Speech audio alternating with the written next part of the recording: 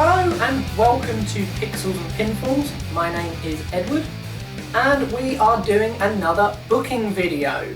Now, funnily enough, I have done a booking video about this character already, and it is actually one of the most popular views on the channel from way before we did the rebranding. So feel free to check that out as well. But this time around we are actually looking at Dean Ambrose's WWE title run. Back in 2016 he won the Money in the Bank ladder match, and after Roman Reigns and Seth Rollins fought for the title in the main event on that show, Seth Rollins actually beat Roman Reigns and then immediately lost the belt to Dean Ambrose when he cashed in. It was a very historical night, every single member of the Shield becoming world champion on the same show. So what happened to his title run after that? Well, the three of them fought again at Battleground. So what happened to his title reign after that?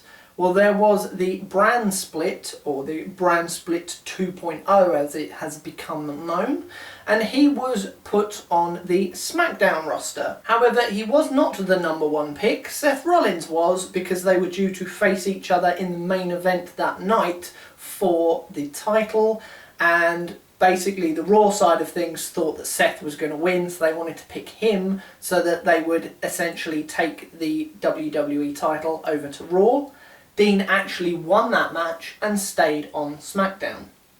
So that just shows there how much faith they had on him actually winning the belt and being able to kind of take it to the flagship show. Nope, they thought, he's probably going to lose, so the other show can have him. And yes, okay, he did win. Good job. He then had a triple threat match at Battleground against Roman Reigns and Seth Rollins, and he won again. Okay, not too bad so far. So the belt remained on SmackDown still. Next up, there was a six-pack challenge on SmackDown to find a new contender, and the winner of that was Dolph Ziggler.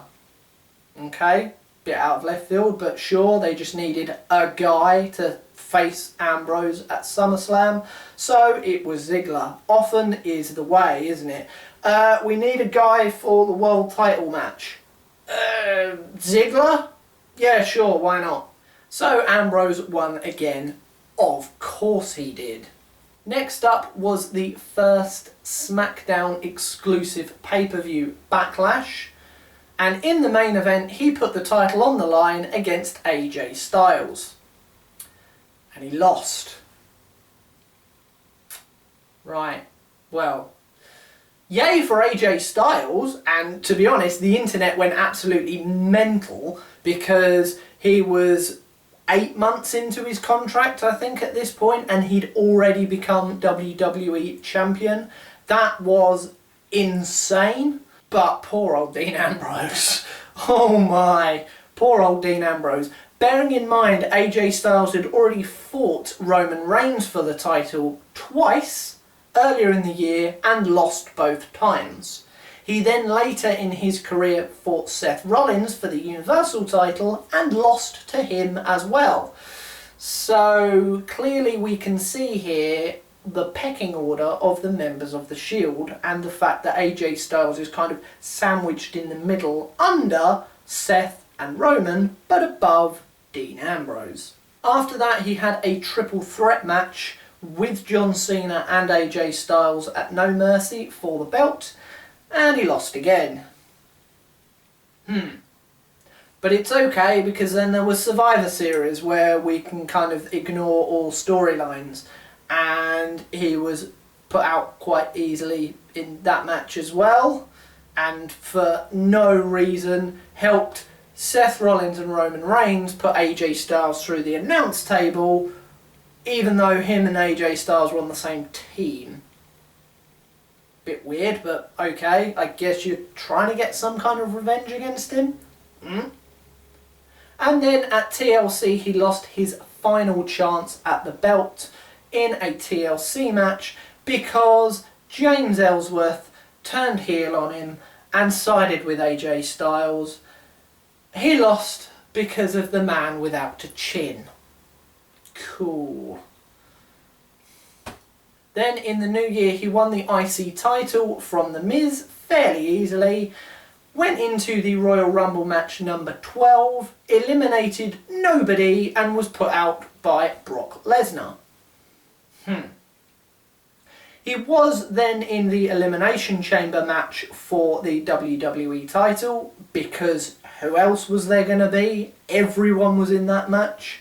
And because of the issues between him and Baron Corbin, they had a feud at WrestleMania 33 for the Intercontinental title on the pre-show. Cool. Then him and Miz went to Raw and carried on feuding for the IC title. So his title run lasted a couple of months. He was able to beat Dolph Ziggler and Seth Rollins, I suppose, which was a good thing, and Seth Rollins and Roman Reigns in a triple threat match. But that was it.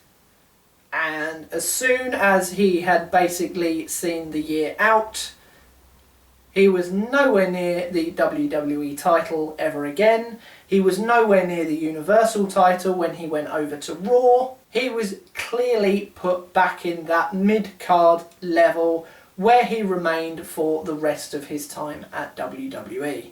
Let's see if I can do things a little bit differently and a little bit better, shall we? So the beginning of this story is pretty much the same. He cashes in after winning Money in the Bank to claim the title as he did. No problem with that, carry on.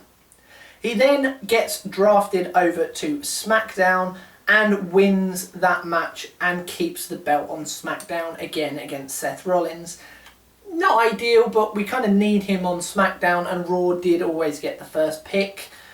Seth and Triple H and Stephanie McMahon have always still been kind of buddy-buddy, so we actually play that into their reasoning more than we think Seth is better than Dean. We do it through favouritism instead, therefore not showing that we think Dean Ambrose is a bit rubbish. And again at Battleground he faces Roman Reigns and Seth Rollins and wins that triple threat as well, keeping the belt on SmackDown. Now what should also be noted on the Battleground card is that Baron Corbin actually beat Dolph Ziggler. So, idea. We have that six-pack challenge as normal. We have Apollo Crews entered into it because he won the Battle Royal at the beginning of the night, as normal. But instead of Dolph Ziggler actually winning this time, and in fact instead of him even being in, we replace him with The Miz, the Intercontinental Champion, just to kind of elevate it a little bit more, we have Baron Corbin win this match. Now I know what you're thinking, Baron Corbin, really? But don't forget, the whole mantra and point of SmackDown Live at this point was to give people opportunity. Baron Corbin hadn't had that opportunity yet. He had just won the Andre the Giant Memorial Battle Royal at WrestleMania that year. He had a couple of wins on pay-per-view. Yes, some of them were in the pre-show, unfortunately. But this is somebody that clearly at the time they were kind of positioning to be one of the top heels in the company. Don't forget, by this time next year he'd won the Money in the Bank ladder match, and this would give him a bit more legitimacy to actually winning that belt if we put him in a title opportunity that in fairness he's earned here by actually winning a match. So he goes into the title match at SummerSlam against Dean Ambrose. But what is very important is that although Ambrose wins, Baron Corbin doesn't manage to hit End of Days. The thing that he has been then winning all of his matches with in the lead up to SummerSlam and has been using to blindside Dean Ambrose with as well, either costing him matches or just attacking him after his matches. So they both go into SummerSlam looking pretty strong, and the focus is on the End of Days move. And really, what we can play into the story is that the only reason that Baron Corbin didn't win this match and didn't win the belt is because he wasn't quite able to hit End of Days. He tries for it a few times, and the last time it's counted into Dirty Deeds and Ambrose retains the belt. Next up we have Backlash, and we stick with Baron Corbin as the #1 contender. Basically, Shane and Daniel Bryan want to kind of freshen things up again, but Corbin makes their life a living hell, and he makes Ambrose's life a living hell. And Ambrose basically goes to Bryan and Shane and says, look, it's alright, I know we kind of want to freshen things up and give opportunities to everyone, but give me the opportunity to put him down once and for all, and we'll be completely rid of him. So it's actually Ambrose that insists to them that he wants to face Corbin again. And again, we still play in the fact, well, this time, if he hits the end of days, it could be game over. Ambrose has suffered at this numerous times, possibly even in a tag match against Baron Corbin. He could lose the match because of that then. And we go into Backlash, Ambrose against Corbin. This time the end of days is actually hit on Ambrose, but because he's very close to the edge of the ring, he manages to roll under the bottom rope and make it outside before Baron Corbin can actually pin him. Then when he goes for it again it is counted into Dirty Deeds, and Ambrose manages to just about eke out a win here, trying to keep Baron Corbin looking as strong as possible. But this is his last chance. It shows Ambrose as kind of thinking about what he's doing. It shows him as kind of a wily, clever, resourceful champion. No underhand tactics here either. He wins as clean as a whistle and manages to outsmart Baron Corbin. So next we have No Mercy. Now in the real storyline, AJ Styles defended his belt against Ambrose and Cena. And that's the match we're going to get here. Obviously though, with Dean Ambrose as the champion instead of AJ Styles.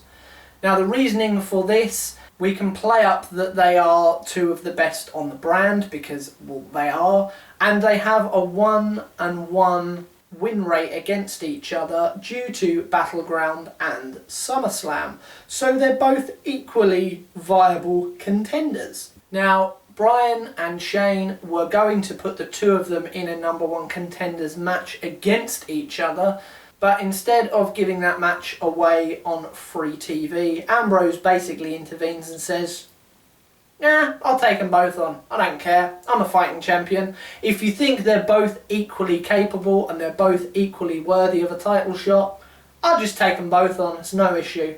This, again, with the onus being on him, not bothered about who he's taking on, it puts that confidence in his own ability, especially taking on two people in one match, when usually the way this would obviously go is that you'd want a one-on-one match, especially from the champion's perspective, because he could lose this belt without even being pinned.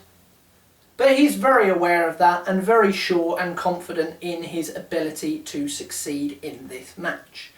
And he does. Styles hits a phenomenal forearm onto John Cena, and as he goes up to the top rope in order to hit a 450 splash in order to put him away, Ambrose basically pushes him off of the turnbuckle to the outside, picks up John Cena, hits him with a Dirty Deeds and puts him away 1, 2, 3. Cena still looks pretty strong because he's taken 2 finishers to be defeated, and it's John Cena. A loss here really doesn't hurt him at all. AJ Styles is protected because he hasn't been pinned and isn't involved in the actual finish of the match.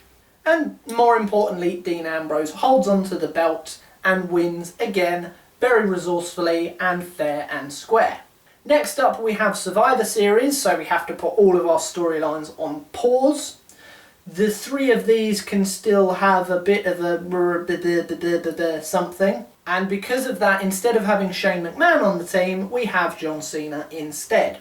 So the SmackDown team is Dean Ambrose as captain because he is champion, AJ Styles, John Cena, Bray Wyatt and Randy Orton, who are obviously having their separate storyline and have kind of formed a team now, thanks to Bray Wyatt winning against Randy Orton. And just like in real life, Orton and Wyatt are the sole survivors. They look out for each other. They're very much a cohesive team. The other three guys very much aren't. And that actually plays into why the three of them get eliminated, especially Dean Ambrose. Basically, AJ Styles screws Dean Ambrose out of the match, and that is why he is not involved in the finish. Now from there, Dean Ambrose moves into a feud with Bray Wyatt. Now I know what you're thinking. Bray Wyatt and Randy Orton at TLC won the tag team titles. Well, we're going to twist that ever so slightly, because just like in real life at the end of No Mercy, Luke Harper returned to the Wyatt family. So Bray Wyatt, instead of being in that match with Randy Orton, puts Luke Harper in that match with Randy Orton to basically force them together to prove that they are the best of friends that ever there were. Because obviously at the time Luke Harper was very kind of suspicious of Randy Orton's motives and intentions, but on this night they actually proved that they can work as a cohesive unit and they win the tag team titles. Now not only that, Bray Wyatt sees that it's actually more important for him to be a singles champion and to be a world champion rather than just a tag team champion. So he and the rest of the Wyatt family basically torment Dean Ambrose, and they specifically target Renee Young in order to force Ambrose into a position where he is willing to put his title on the line against Bray Wyatt. Essentially what he does is agree to a deal with them of, you leave my family alone and I'll give you a title opportunity. So that is what we get, the main event of TLC being a TLC match, Bray Wyatt against Dean Ambrose. Now the reason Harper and Orton aren't involved to kind of help Bray Wyatt win is they went through a very grueling match earlier in the night. We can actually bump it up the card a little bit more just so that it's a little bit closer to this match. So they are still kind of resting, recuperating, getting medical attention, things like that, because of their intense match against Rhino and Heath Slater. So we can go into this match just 1v1 for the title. No shenanigans, no Wyatt family weird lights going out, people teleporting stuff. Just Bray Wyatt and Dean Ambrose going hell for leather for the title. And Ambrose just about again manages to eke out a win by pushing Bray Wyatt off of the ladder through a table, completely wiping him out and taking the belt from the top of the ladder. So again, Bray Wyatt doesn't get pinned and takes one hell of a bump to write him out of the match, and that's why he doesn't manage to win the belt this time. However, at the Royal Rumble, Bray Wyatt gets a rematch, a legitimate one-on-one rematch against Dean Ambrose, and with a little bit of Luke Harper, Randy Orton distraction to the referee, Bray Wyatt manages to blindside Dean Ambrose, hit him with a Sister Abigail, and pin him for the world title at Royal Rumble. Now I know what you're saying, oh, but then we don't get John Cena versus AJ Styles. Well, we don't, unfortunately, which was one hell of a match, agreed, but their SummerSlam match was also very good. What I want to do here is basically make it so that Bray Wyatt's title win at Elimination Chamber wasn't a transitional win into WrestleMania, and also what was the point of John Cena winning the title at Royal Rumble anyway, to just drop it in the Elimination Chamber was completely pointless. This actually feeds into the Bray Wyatt Randy Orton story a lot better, because on this same night Randy Orton does win the Royal Rumble still. So immediately you've got that, oh hang on, the leader of the Wyatt family is the world champion, but one of his disciples is the #1 contender for his title at WrestleMania. What the hell is that going to do to the family? That's going to tear them apart. And obviously eventually it does. Plus what this does is it actually gives Dean Ambrose a lot more time with the belt. He doesn't drop it immediately pretty much to the first viable contender. He actually racks up some pretty decent defences of the belt, and the only reason he loses it here, yes, they don't get physically involved and manhandle him, but they catch him off guard, and that is why he succumbs to Bray Wyatt in the match. He immediately wants his one-on-one rematch on SmackDown that same week, and unfortunately loses there again. Yes, he does get his opportunity at Elimination Chamber, but like in real life, Bray Wyatt will win that match and hold the belt into WrestleMania. And by then, this is when issues are kind of arising between him and Wyatt. Especially if we play into the fact that Luke Harper is very caught in the middle. And ideally what we get from that is a triple threat, but I'm not kind of rebooking that side of things. And ideally I wouldn't get Dean Ambrose to take the Intercontinental title off of The Miz just for a match at WrestleMania. I know The Miz has got his program with John Cena, but we can easily exclude the title in that match because it's an intergender tag team match, so the belt wouldn't be on the line. The IC title was relegated to the pre-show anyway for no real reason, and his feud with Corbin around that time was very kind of lackluster the way it was done.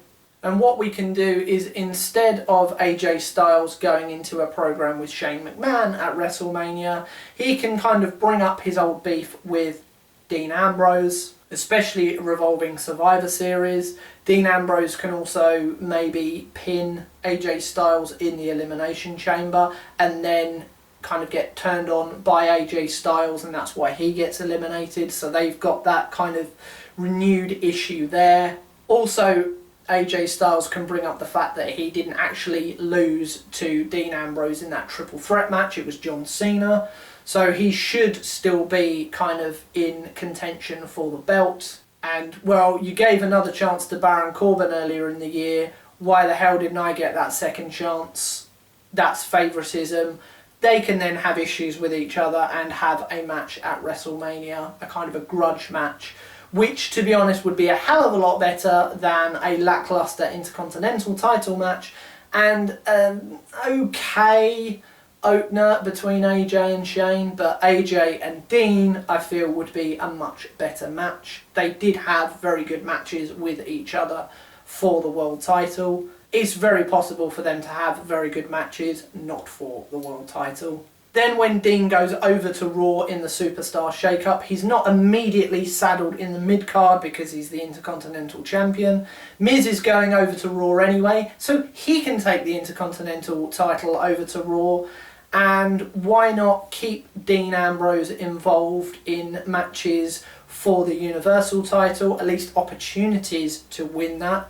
Have him in the SummerSlam match as well. Maybe have him in the match at Great Balls of Fire, or at least in the #1 contenders match for that title match. He can go up against Brock Lesnar at least once or twice for the Universal title before WrestleMania 34. That then keeps him at that top tier alongside Roman Reigns and alongside Seth Rollins, rather than down in the mid-card where they kept him for the majority of the rest of his time there.